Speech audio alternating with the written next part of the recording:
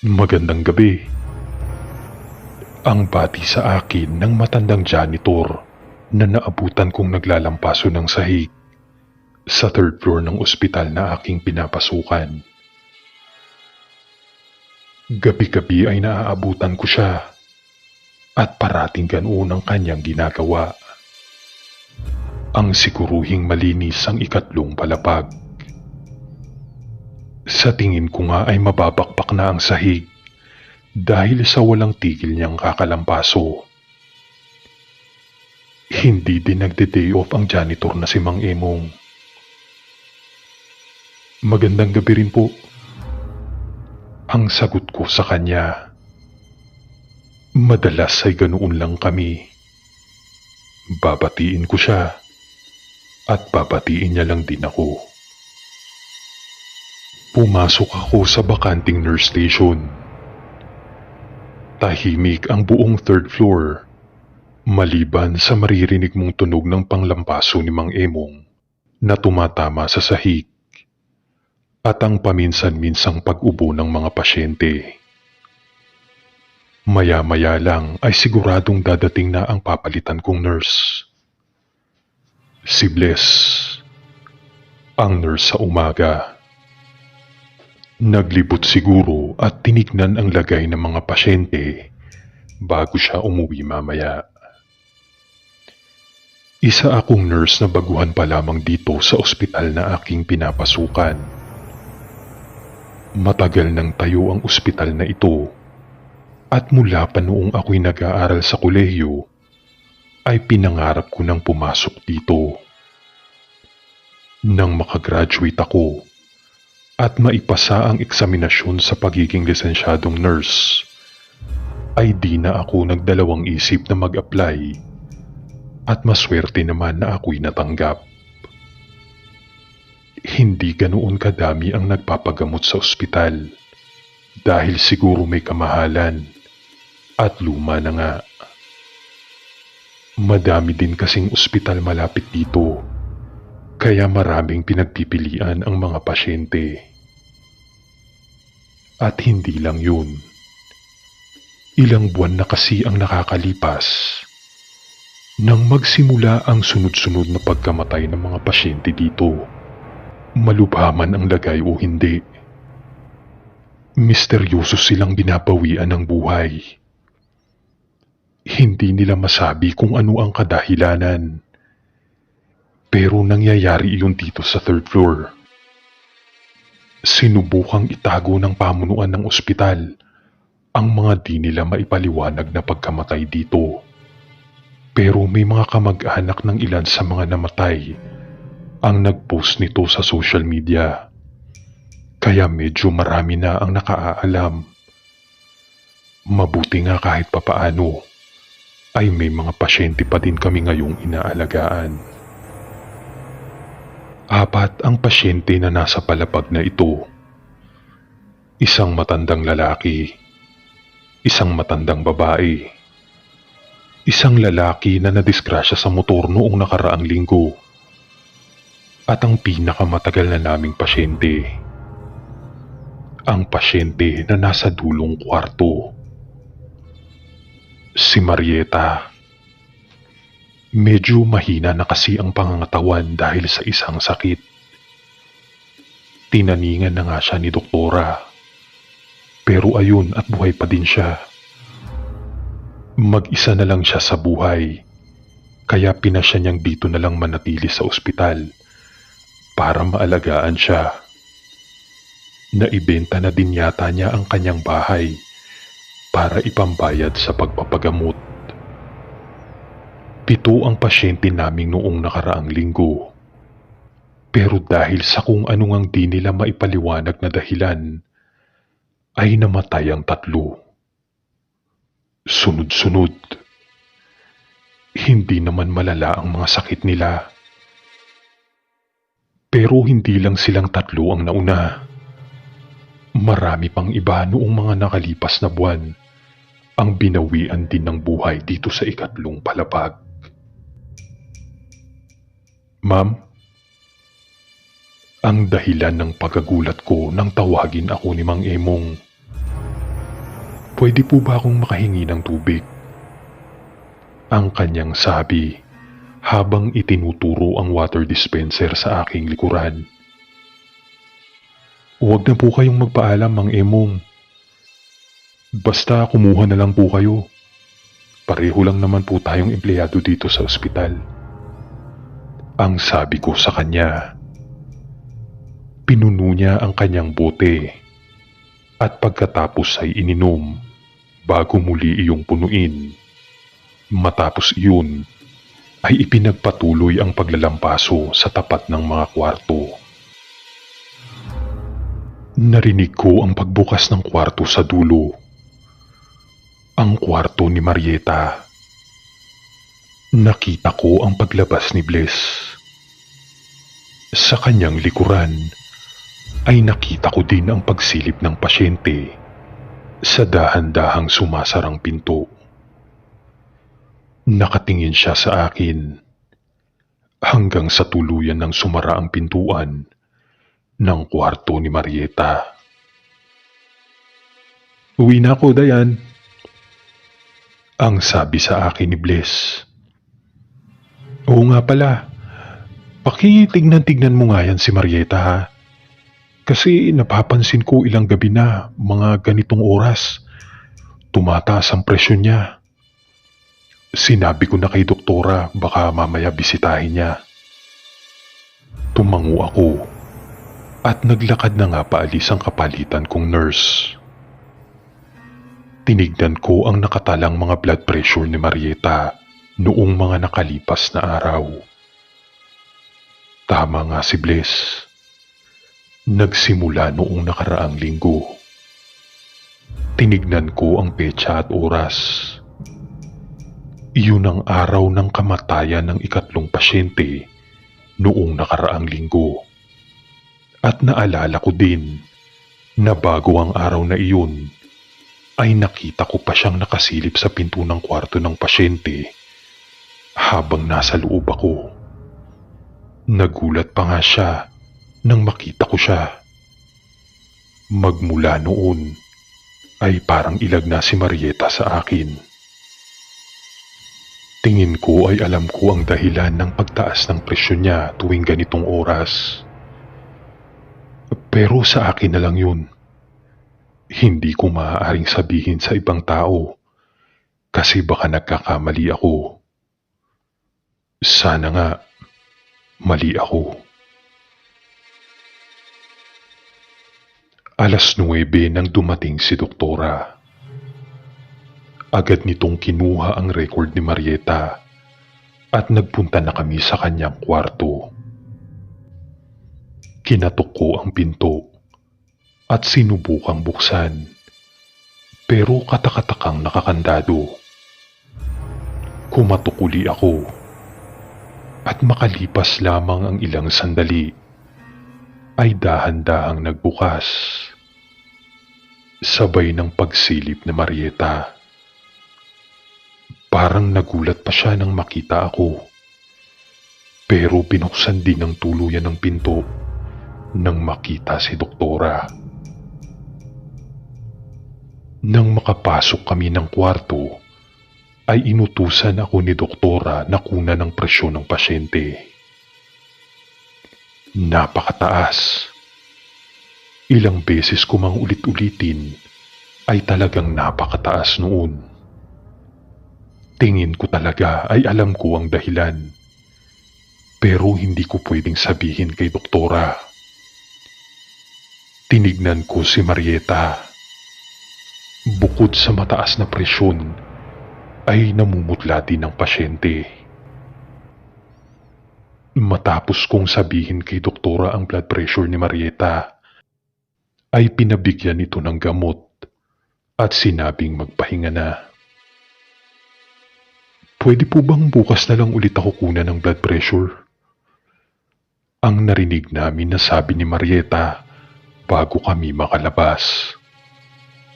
Gusto ko po kasing tuloy-tuloy ang tulog ko. Nagtinginan kami ni doktora at pumayag naman ang doktor. Lumabas na kami ng kwarto. Nakita ko ang paglabas ni Mang Emong sa kwarto ng binatang na disgrasya sa motorsiklo. Siguro ay naglinis siya sa loob. Kasabay noon ay narinig ko din ang paglak ni Marieta sa kanyang pintuan. Bumalik na ako sa nurse station at umalis naman na si Doktora. 12:00 ng hating gabi ay tahimik na sa buong palapag. Hindi ko na nakikita si Mang Emong at ako na lang ang naroon at ang mga pasyente na nasa kani-kanilang mga kwarto. Tumayo ako at naglakad patungo sa kwarto ng binatang na disgrasya. Ilang araw na lang ay alam kong makakauwi na ang pasyente dahil hindi naman maluba ang kanyang naging mga sugat. Pagpasok ko ay nakita kong nakahiga ang lalaki. Siya lamang mag-isa sa kwarto. Matapos ang dapat kong gawin, ay lumabas na ako ng silid at mabagal na isinara ang pinto. Pabalik na ako sa nurse station nang mapansin ko sa gilid ng aking mata na nakasilip sa Marieta sa pinto ng kanyang kwarto. Pero agad niya din iyong isinara nang makita niyang palingon ako sa kanyang direksyon. Nagpatuloy ang buong shift ko. Ilang beses ko ding dinalaw ang 2 matandang mga pasyente. Hindi na ako pumasok sa kwarto ni Marieta dahil sa kahilingan niya kay Doktora at hindi ko din naman na siya nakitang sumilip pa. Matapos ang aking shift ay umuwi na agad ako.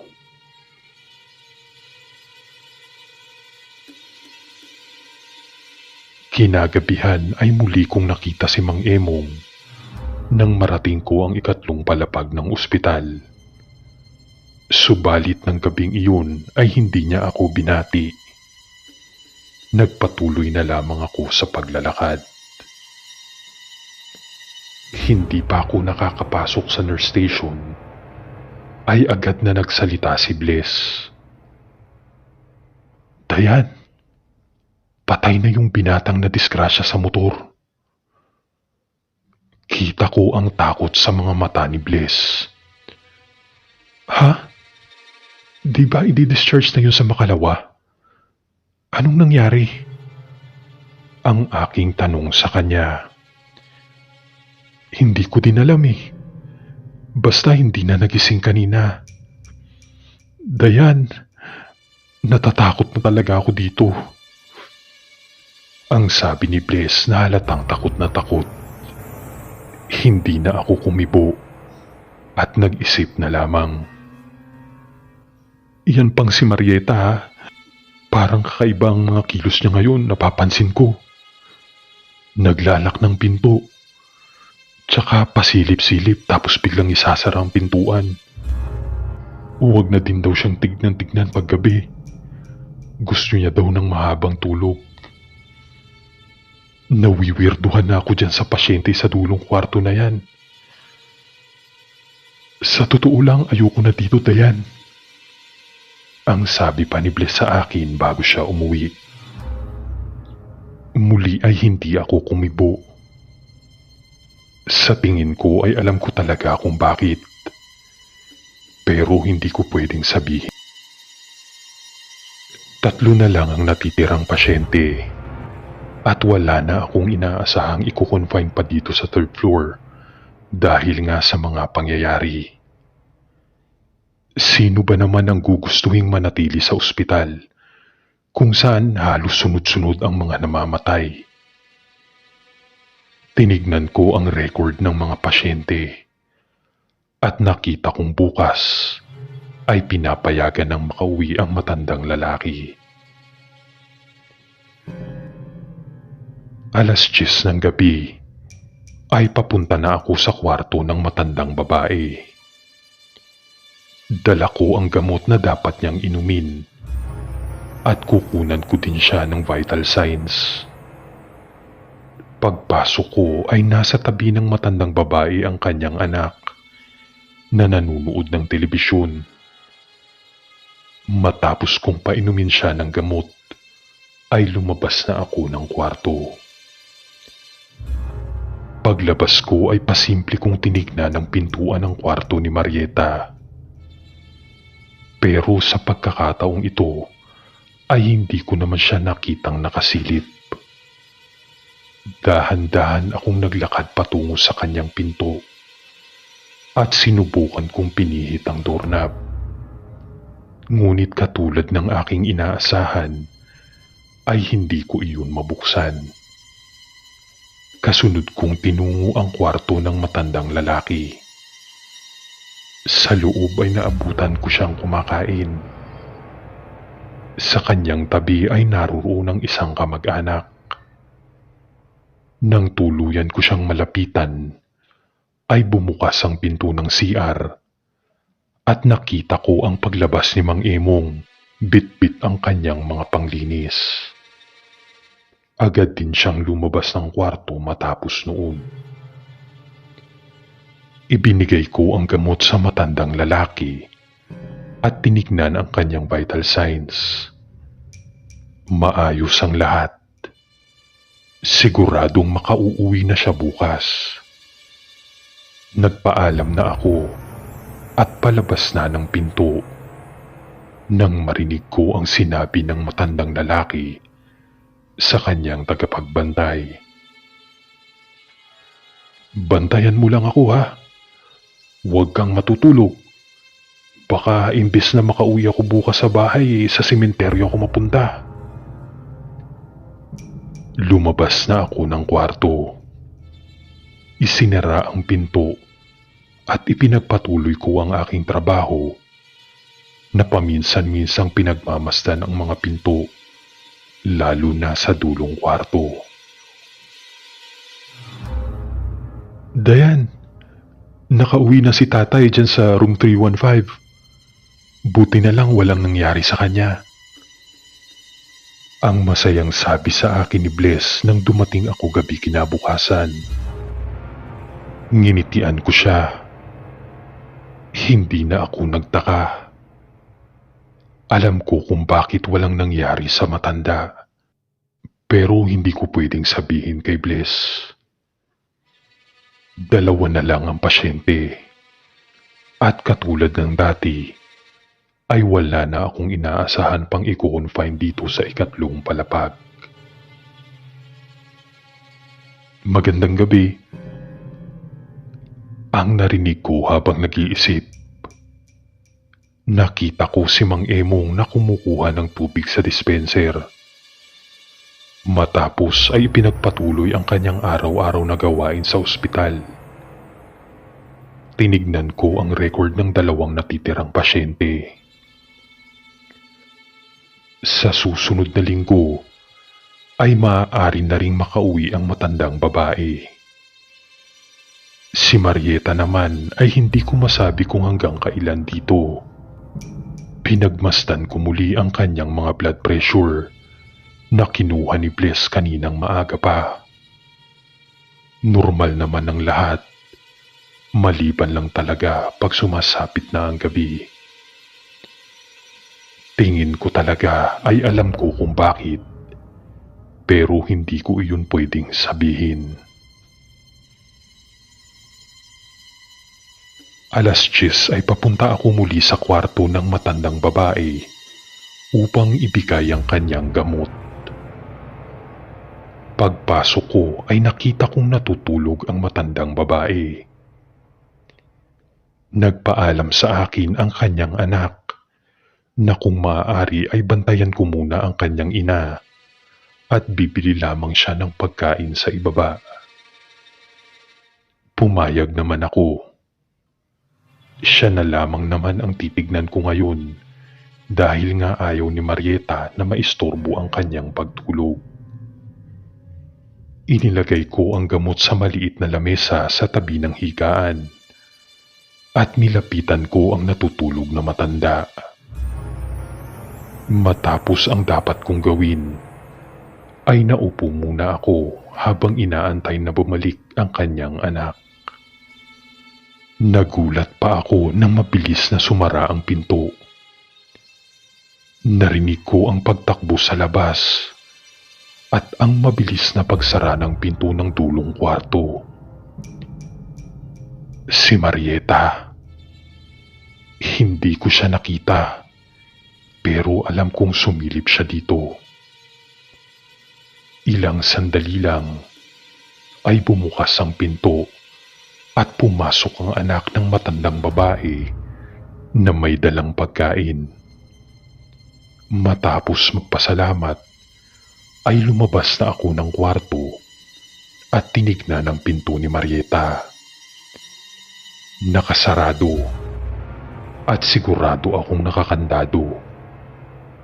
Tinungo ko na lamang ang nurse station at nanatili doon. 11:30 ay naririnig ko ang paglalampaso ni Mang Emong papalapit sa nurse station.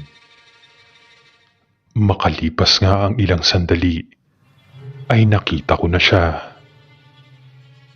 Patuloy siyang naglampaso hanggang sa harapan ng mga kwarto. Sinubukang binuksan ni Mang Emong ang pinto ng kwarto ni Marieta, ngunit hindi iyon bumukas. Kung kaya't nagdesisyon na sa kwarto ng matandang babae ito pumasok upang maglinis. Makalipas ang ilang sandali, ay lumabas na din ng kwarto si Mang Emong. Kumuha muli ng tubig sa dispenser malapit sa akin at inubos ang laman ng bote. Kinabukasan ay pababa na ako ng hagdan upang umuwi. Nang marinig ko ang pag-iyak ng isang babae habang patakbong tinutungo ang nurse station. Naroroon na si Bliss. Nabubusisan ko na ang mga pag-iyak na iyon ay galing sa anak ng matandang babae. Dayan, patay na yung matandang babae. Ang mensahe na aking natanggap sa telepono nang makauwi ako sa bahay. Hindi na ako sumagot sa mensahe ni Bliss. Alam ko kung bakit, pero hindi ko pwedeng sabihin sa kanya. Pumasok ako ng kwarto namin ng aking mister at masaya ko siyang niyakap nang makita ko siyang naroroon. Subalit sa likod ng aking isipan ay may kung ano pa ring bumabagabag sa akin. Magandang gabi. Ang muling gumulat sa akin nang marating ko ang ikatlong palapag ng ospital kinagabihan. Magandang gabi rin po. Ang sagot ko naman sa nakangiting si Mang Emong. Agad kong tinungo ang nurse station matapos iyon. Hindi ko na binigyang pansin si Bliss nang magpaalam itong umuwi. May kung ano pa siyang sinabi tungkol sa matandang babae at kay Marieta. Pero hindi ko na rin iyon binigyan ng pansin. Mabilis kong tinignan ang record ng mga pasyente. At nag-iisa na nga lang si Marieta. Si Marieta, na sa tingin ko ay alam din kung ano ang mga nangyayari dito sa ikatlong palapag ng ospital. Tinanaw ko ang pinto ng dulong kwarto. Ang kwarto ni Marieta. Mamaya ay kailangan kong makapasok sa kwarto para matapos na ito. Ilang oras na akong naririto sa nurse station at makailang beses ko na ding tinignan ang pinto ng kwarto ni Marieta. Ngunit kahit minsan ay hindi pa siya sumilip.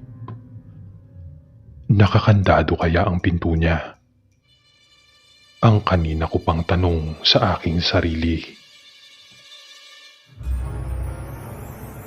Alauna ay tumayo na ako at naglakad patungo sa kwarto sa dulo.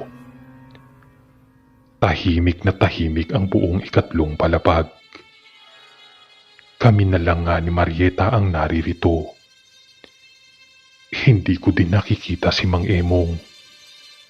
Siguro ay nandyan lang sa tabi-tabi ng ospital at inaantay ang madalas niyang inaantabayanan. Dahan-dahan kong hinawakan ang pinto ng kwarto ni Marieta at sinubukan iyong pihitin. Nagulat ako sapagkat bukas ang pinto. Mabagal akong pumasok.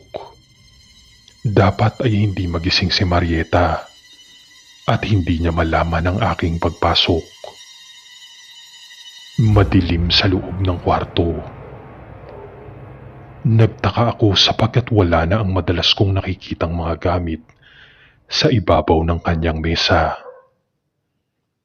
Tinignan ko ang kama, ang loob ng CR, at maging ang aparador.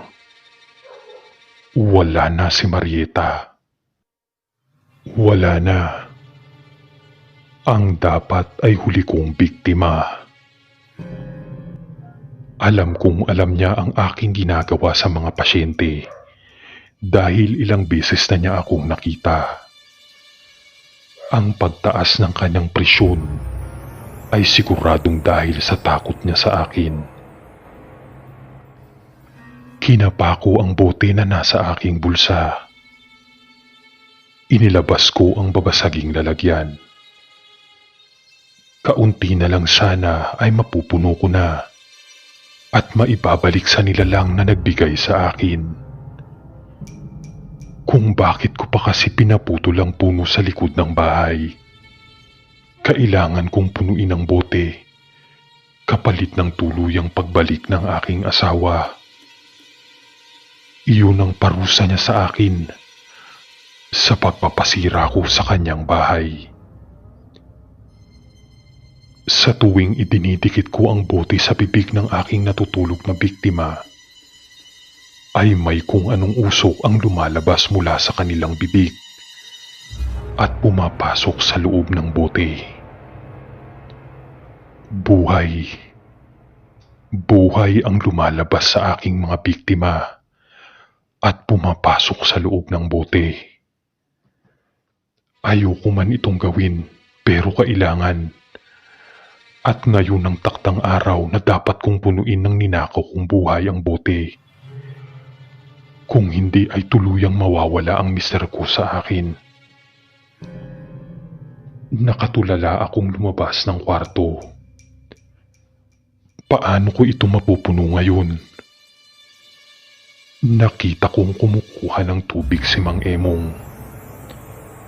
Pahikab-hikab matapos uminom. Pinagmasdan ko siya ng ilang sandali. Nakita kong nakaupo siya sa isa sa mga upuan sa di kalayuan. Isinandal niya ang kanyang ulo. Ito na ang kanyang inaantabayanan. Ang oras na maaari na siyang matulog. Muli kong tinignan ang record ni Marieta. At ngayon ko lang napansin ang nakasulat. Deceased. Wala na nga siya.